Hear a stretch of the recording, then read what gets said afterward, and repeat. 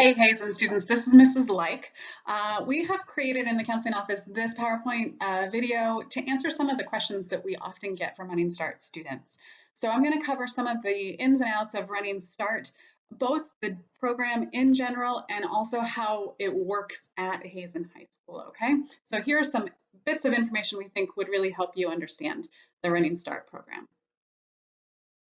Okay, first of all, real quick, what is the Running Start program? Running Start is a statewide program. It's not just particular to the Renton School District that allows students in their 11th and 12th grade years to take classes at a community or technical college. The tuition is paid by the Running Start program, although there could be other fees related to the college that students are then responsible for paying. And students can earn both high school and college credit through the Running Start program. All right, so this is a question we get a lot. What's the difference between being a part-time Running Start student and a full-time Running Start student?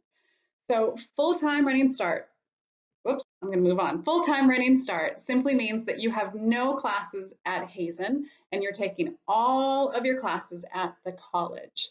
If you are enrolled in full-time Running Start, that means that you can take up to 15 credits per quarter at the college.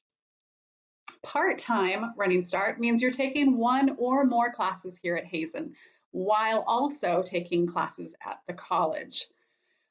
Generally, if you haven't completed the Algebra 2, A, and B, you probably are not ready to go full-time at the college. That's because math classes at the college start after students have taken the Algebra 2 class. All right, so part-time restrictions. So you can't take as many classes as you want at Hazen and still take as many credits as you want at the college. That is restricted based on what the state says. So to give you an idea of how this works, if you have one class here at Hazen High School, you can actually still take the full 15 credits at the college per quarter. If you have two classes here at Hazen, however, you're only able to take up to 12 credits at the college per quarter. If you have 3 credits here at Hazen, if you have 3 classes here at Hazen, you can take up to 10 credits at the college. If you have 4 classes here at Hazen, you can take only up to 6 credits at the college per quarter. And if you have 5 full classes here at Hazen, if you have a full schedule at Hazen, you're only able to take up to 3 credits at the college, paid for by the Running Start program.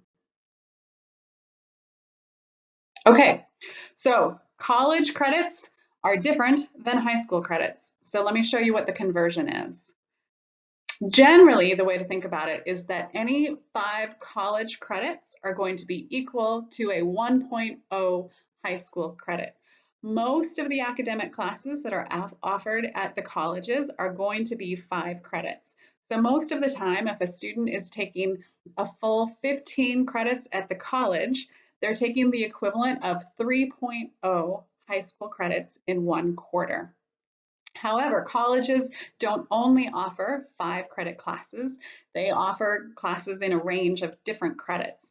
So a student can be taking a 3 credit, a 4 credit, and a 6 credit all at the same time. And here's how it converts. So 6 college credits equals a 1.2 high school credit, 5 college credits equals a 1.0 high school credit, and then it goes down from there.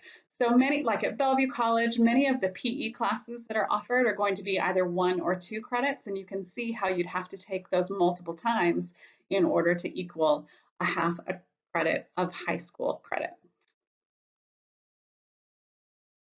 Okay, another thing that is different between the college and the high school is the school calendar. So this is how the college calendar breaks up. So fall quarter at the college doesn't really start until the very end of September. It goes through mid-December, and then winter quarter starts the beginning of January and ends the end of March. And then spring quarter starts the beginning of April, and my head is covering up what it says there, the end of June. Okay, so that's the college calendar, which doesn't perfectly line up with Hazen's trimester schedule, right? So the difference here is that Hazen starts classes, actually we're starting next year in late August. That's when Hazen classes start.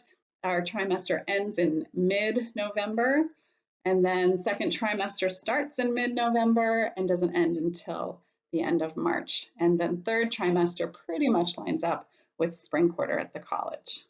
Now, this is important for you to think through, because if you have a part-time running start schedule where you're taking some college classes and some high school classes, you'll notice, for example, that your winter break is not going to be identical at both colleges, right? Or when Hazen is taking a midwinter break, you'll still be in classes at the college. And of course, it's critical that you not miss your classes and that you not go on vacation just because Hazen is on vacation, right?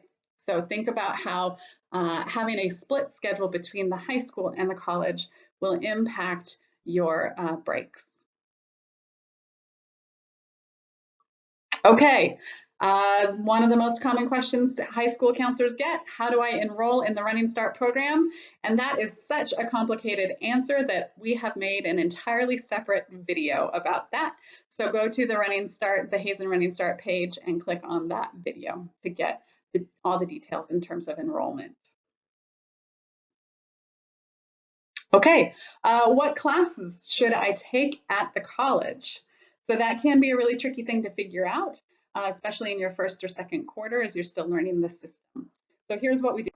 Okay, so classes. When you meet with your school counselor, we will help you pick the classes that you still need for your high school diploma. So our job is always to ensure that you know what classes you need to take at the college that will fulfill your remaining high school diploma requirements. That's the school counselor's job.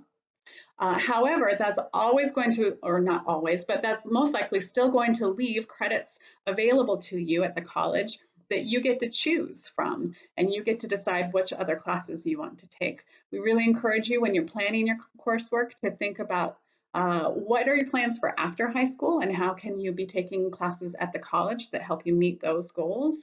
And also just go ahead and take some classes that seem interesting to you that you might want to explore as you think about future careers. In particular, the Renton School District has come up with this Running Start Equivalency Course Guide. So this is how your school counselor knows what classes at the college you need to take that will be equal to classes that you would otherwise be taking at the high school that will fulfill your diploma requirements. So I know that's really small type here, but for example, one of the first classes a student takes in Running Start is typically English 101. And English 101 can be the equivalent course for your junior language arts 11A and B. And then as we look at what other graduation requirements you have, we'll look at this chart to determine what classes at the college are offered that will help you meet that graduation requirement. All right, this is a really important piece of the Running Start program. It's called the Running Start Enrollment Verification Form. Here's what it looks like. The Running Start Enrollment Verification Form is a form that is required that every single quarter before you register for the next quarter's classes must be signed by your school counselor and your parent. We use this form essentially to tell the college what classes we, as your school counselor, are saying that you must take for your diploma, but it is also essentially the way that we sign the check for your tuition.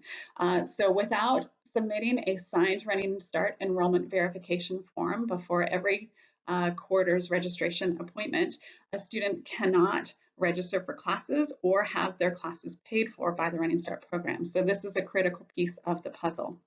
All right, so your school counselor must, as I already said, sign this form before every quarter registration.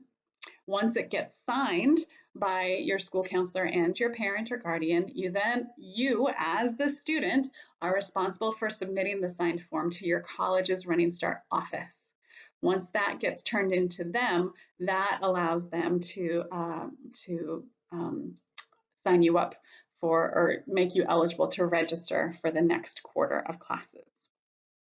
However, because we have so many students, Running Start students at Hazen, we as school counselors set aside specific Running Start drop-in hours. My head is covering that right now. It says Running Start drop-in hours for our students before it is time every quarter for students to register at the college.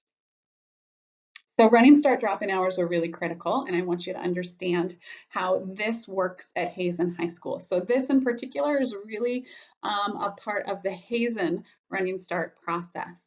So you as a Running Start student will receive an email from the Hazen Counseling Office. It may not be directly from your individual school counselor. In fact, it probably won't. It will probably be from the counseling office assistant. She will send out an email informing all Running Start students of the next scheduled drop-in hours times.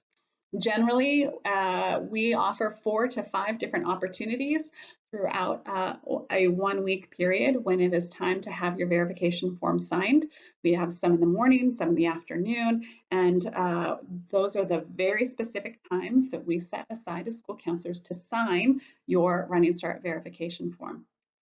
Because school counselors have many demands on our time, drop-in hours really are the only opportunity that we set aside to sign your Running Start verification form. So it's critical that you attend one of these. Please, when you show up for the drop-in hours, we want you to come prepared. That means that you are bringing with you a copy of the Running Start enrollment verification form with the top section says student section completed. And we also want you to come to this appointment prepared with some general ideas of what you would like to register for in the next college quarter. Okay, as Running Start students, obviously you're not on the Hazen campus for a good portion or any of your day, depending on if you're full-time or part-time. And that means we have to communicate with you somehow, right? So we do this primarily by communicating with you through your email. You will tell us which email address you want us to communicate with you by, and then that's the email address we will send you key information about information that you need from the high school. Generally, the Hazen Counseling Office keeps you informed by sending you emails from Miss Courtney Swearingen. This is her email address. So anytime you see an email pop up from Miss Courtney, read it. We will be notifying you of important things such as when the next Running Start drop-in hours are scheduled, changes to Hazen's schedule. So maybe a certain Friday we have an assembly day. So that would change the day that you need, or the time that you have class on Hazen's campus. We send you important graduation information, in particular during your senior year. We will also be sending you information about other graduation requirements that you're still responsible for keeping up with, such as the high school and beyond plan. We'll also just send you other detailed information as it comes along. But reading your email reading your email on a regular basis and paying attention to those that come through the counseling office is really critical.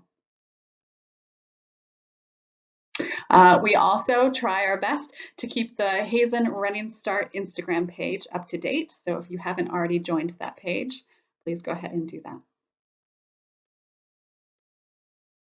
Okay. Finally, if you do have questions throughout this process, of course, you're always welcome to email your school counselor. Generally, emailing your school counselor is the fastest way to get information back. You're also welcome to give Ms. Courtney Swearingen a phone call or an email. But if your question is particular to the college that you are doing Running Start at, what we really need you to do is to contact your college's Running Start office, either by giving them a phone call, dropping in directly to see them and ask your question, or to send them an email. Okay, I hope this has been helpful. I hope you have a great day.